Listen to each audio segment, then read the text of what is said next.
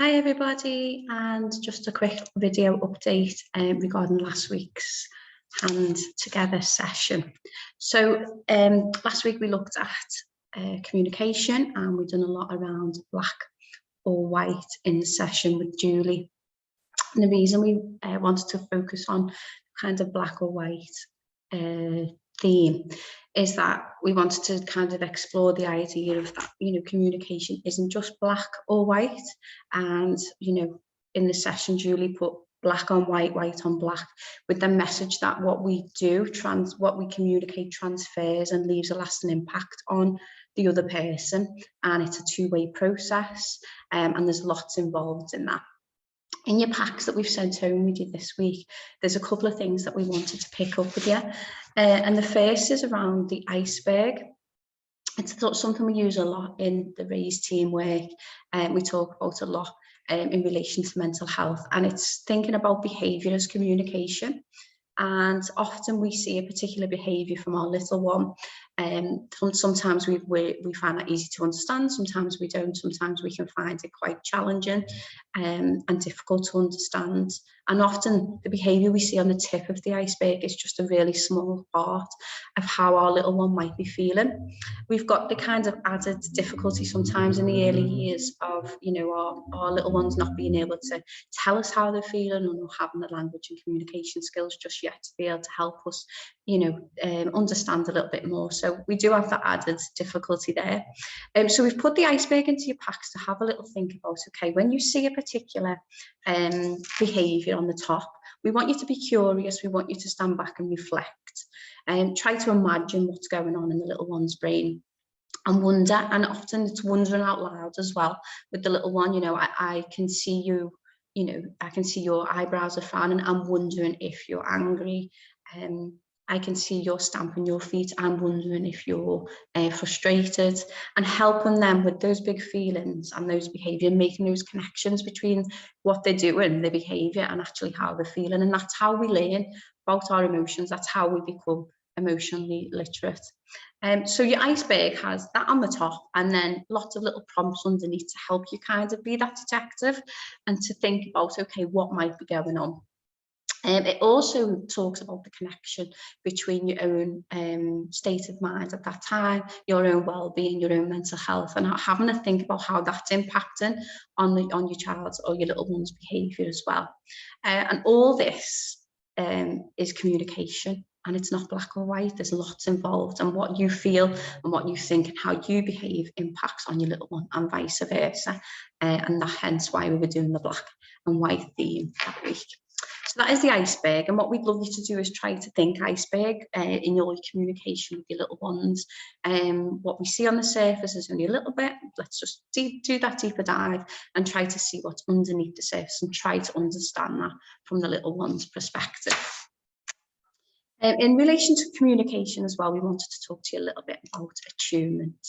And attunement can often come really naturally, like our bonding and our attachment that we talked about last week. But again, it's really important to understand why we do some of the things and the real importance to it in relation to brain development for children and mental health. So attunement is we often refer to it as the dance of attunement, and it's those little things we do day to day when you meet a little one, and maybe you have a little bit of a different rhythm in your voice, and you get down on their level to talk to them. There's a little bit of playfulness in your voice, and they tell you something, and you respond back with a particular way, a particular rhythm to your voice, a tone, things like that. All those different things that you do in that kind of back and forth save and return that we've already talked about. A lot of that has attunement within it. It's really important that we're present in the moment with our little ones and attune with them. And that comes from, some of the things that we talked about last week in terms of nurture and attachment. We can't have attachment without attunement, and attunement lays really, really key foundations for mental health for our little ones. And a really important thing that attunement does, specific to mental health, is it impacts on the central nervous system. Things that we do when we are attuned to our little ones has a positive impact on our central nervous system. So if we are in the moment and we are, got a particular rhythm and we're responding to our little ones in a particular way, it actually calms their nervous system. So that can really, really help in terms of mental health and well-being, levels of anxiety, feeling safe, like we talked about last week. So it's really important that we reflect on attunement and be mindful of when we are more attuned than other times. Again, life gets in the way a little bit. But really, really understanding attunement and some of the building blocks of what attunement is are in your little packs as well.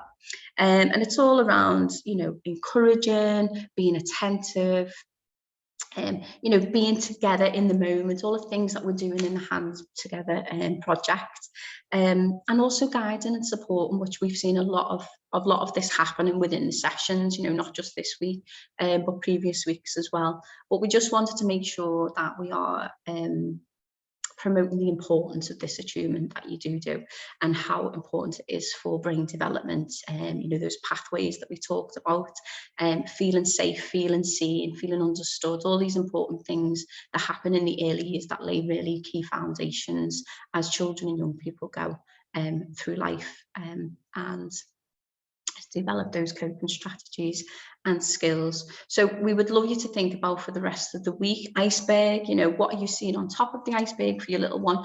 What might be going on underneath? And use some of those prompts from our iceberg worksheet to help you do that and be your detectives. Next time you're communicating with your little one, just try and pick out some of those building blocks of attunement. And, you know, pat yourselves on your back, because you'll be doing lots of them.